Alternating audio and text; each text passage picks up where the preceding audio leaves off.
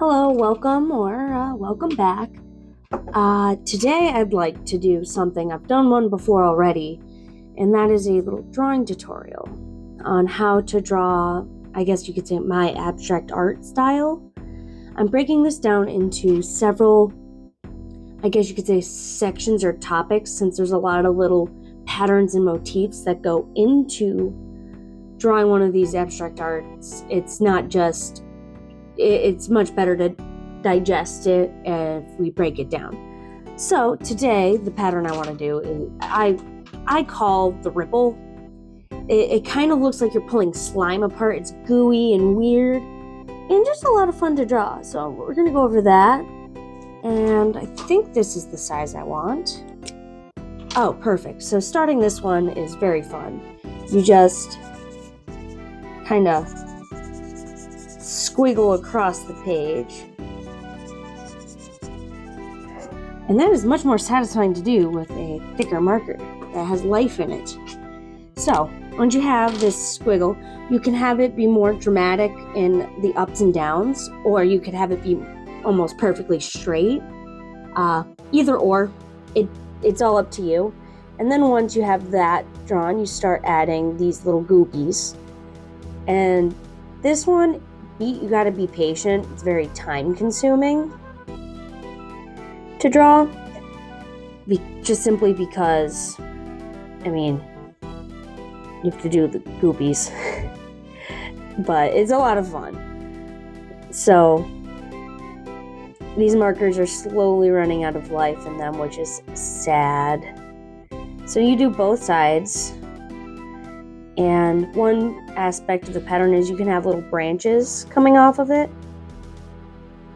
I personally will do a combination of the two. And you can have all the things be perfectly straight, or you can have them at angles. It's really, really flexible. But you can have them thin, you can have them thick. And the connection, I like to do same pattern, kind of like it's color inverse. And a lot of times I will also put gaps, like blobby gaps, in between each side, just to make it look even gooier, I guess you could say. Let's get a slightly less dead marker. This one is a 5. Let's see.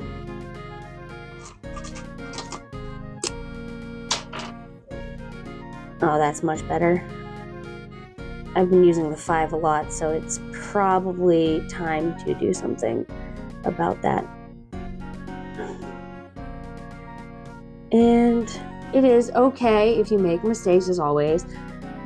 These are never going to be absolutely perfect. So yeah, you can do having them perfectly straight, or one thing I've been doing lately.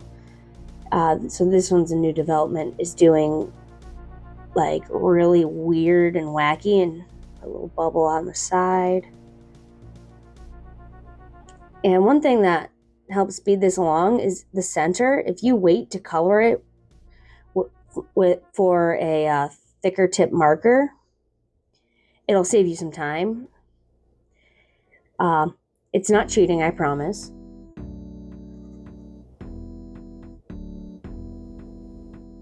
And you can combine the straight ones with the not straight ones, and it's just a really interesting way to do line art. And I personally, whenever I do this, I don't like sharp edges, unless it's like going to a single point, like this little shape right here. But usually when I'm coloring this, I don't do sharp edges. Everything is nice and rounded.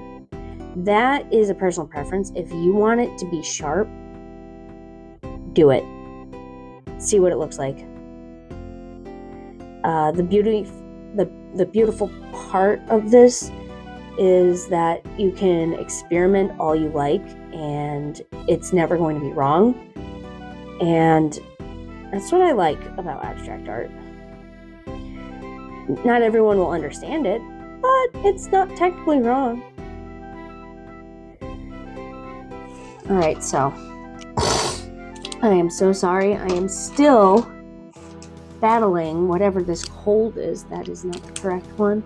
I have too many pens. That's the 5. Ah, the one I put in backwards is the 20. So yeah, you can take a thicker one and fill it in.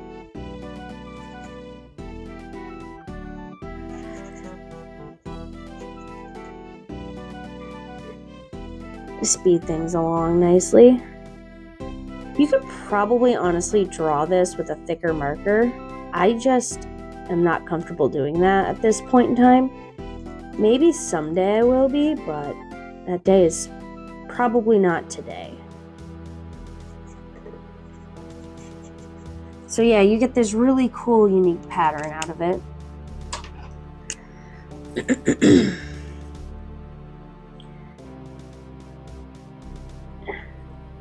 You can just get real funny with it. Combine the two types, straight and wiggly, do just one or the other. You can get a lot of really interesting variety in this art piece, or in this style of pattern. And I'm going to go across the whole page and we're going to, what's it called? See the results. And of course, this is on 6x9, and it is going to, this drawing will be part of the coloring book project I am working on. I love it when things I do can be used for many different things. So efficient. I am one of those people.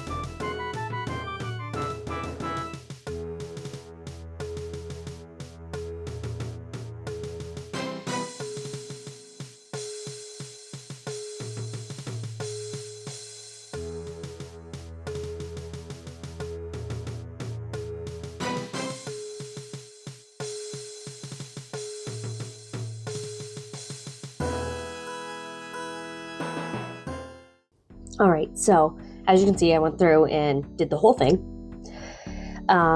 There's a few little quirks that I would like to point out. One is you'll notice that very rarely will I have these little troughs or divots be the same height as the one next to it. If you want them to be the same height all the way through, go right ahead. It's just a weird preference of mine. I like things to be different and irregular throughout patterns like this. I think it's more visually interesting, but if you have it like that, like even you can see there's some that are close. It's all personal preference, and you can even see in areas where they go in completely the pattern goes in completely clashing directions. You can get really funny and really interesting with it. I've even done this pattern, but branching out of a circle, so you can get really creative with how you apply this pattern. And now usually, once I apply this pattern, it's what comes next. So you could do, I'm gonna do a little bit of an idea I have, and you can outline it. and then just do concentric lines out and have that be the whole pattern.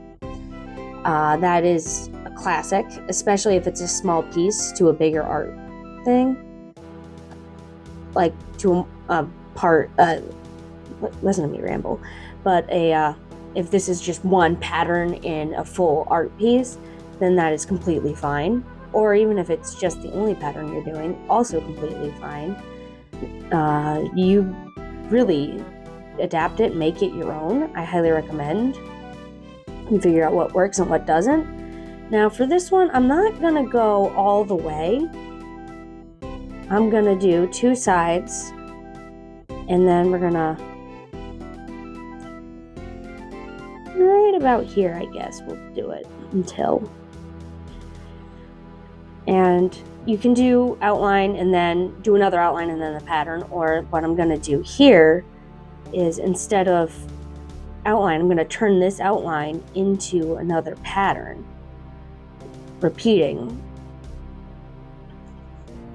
So instead of doing this haphazard zigzag to start the pattern, I'm using the pattern itself to expand it. It gives us a nice concentricity while also being irregular and interesting. And then after I do that, I'm going to do a full outline of the pattern, and I'm going to do more art from there. I plan on finishing that in a time lapse. I'm not doing the whole thing today, simply because this is very time consuming, and I am terrible at sitting still and drawing. So I'm going to do probably this side and then leave the rest for a time lapse, which I think is a more than reasonable amount of drawing that for one session. But yeah, this is, I know I'm going to mention this, the last installation of this series where I teach the internet how to draw my weird patterns. I said I don't use pen, or I don't use markers. I only use gel pens. That drawing, I tried finishing it, was so smudged by the end, it was unusable for the coloring book project. I ended up flipping the piece of paper over and completely redrawing it. It turned out a little different because doing everything unique freehand, it's going to be different every single time. And the reason why I did that was because it's just smudged like crazy. You couldn't tell on camera, but you could tell in person, and the scan would have definitely picked it up. So after that, I decided to give markers a shot, and this set of markers is lasting pretty decently. Some of them are slowly dying, the ones I use the most, which is pretty typical.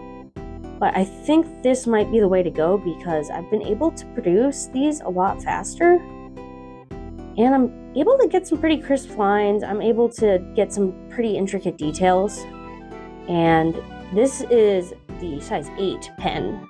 Not even the smallest in the set. I think the smallest is like a 1, and that thing is tiny. I can't imagine drawing this pattern with this size 1. We'd be here all day.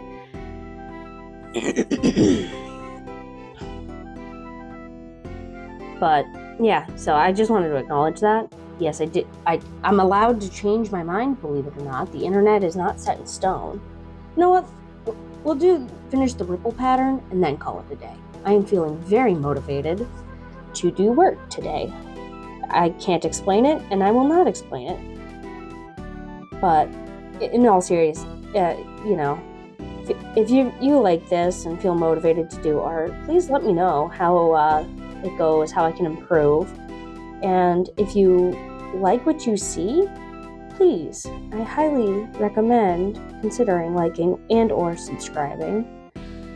I truly appreciate any and all feedback, and I will use said feedback to improve my content, commentary, patterns, or, if you have an idea for how I can change up the patterns or create a new pattern, let me know, because I'm always looking for new goofy ways to draw these abstract patterns, and if somebody has a suggestion, I will gladly take it and we can experiment with it together.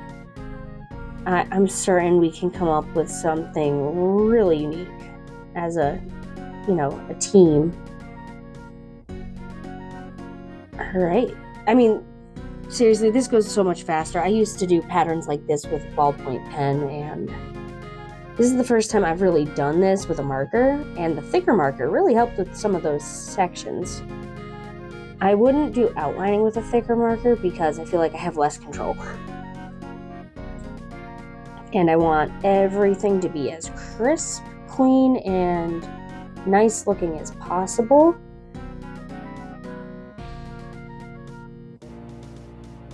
But like little sections like this little guy, I can happily go in with a less precise marker. And even here, like I am getting better with the thicker markers, which is fantastic. Always looking to improve, and that is the 20 cap. I don't not want to mix up the caps. That would be a bad idea. Things will only stay nice if you take care of them.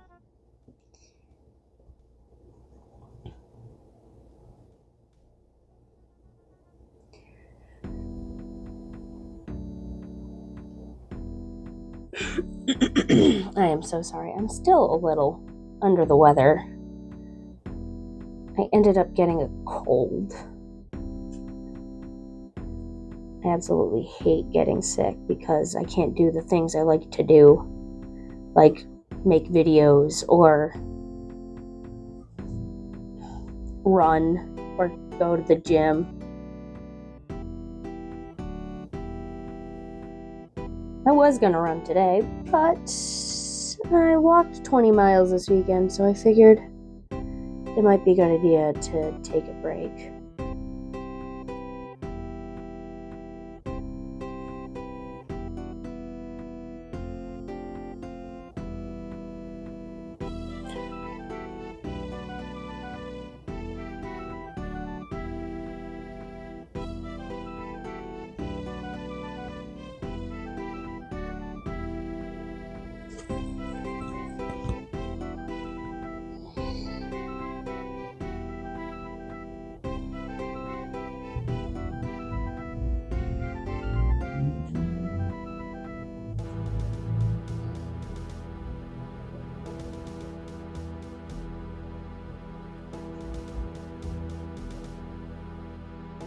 Alright, so now we got the little double up. Sometimes I will literally do that all the way through both sides and then repeat, so that way the pattern repeats the whole page. I don't want to do that here. Instead, I'm going to outline both sides with a nice bold outline, and then later I'm going to go back through and add patterns into that area. So let's go and outline it so you can see what it looks like. And this will be done via time lapse. I don't have enough commentary for just outlining. It should be fast though.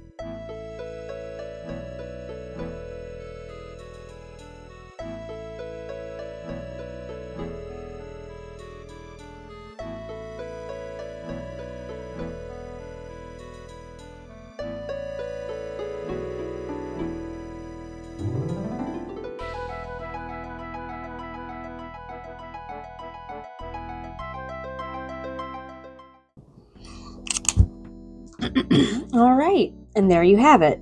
I like how the outline gives it this nice crisp look. I don't know how you'd call it, crisp and like contained. I really enjoy outlining my artwork. It's just a personal preference. If you want to do it differently, that is always on the table. But with that being said, thank you for making it this far in the video and watching my tutorial. And my apologies, but I will hopefully see you in the next one.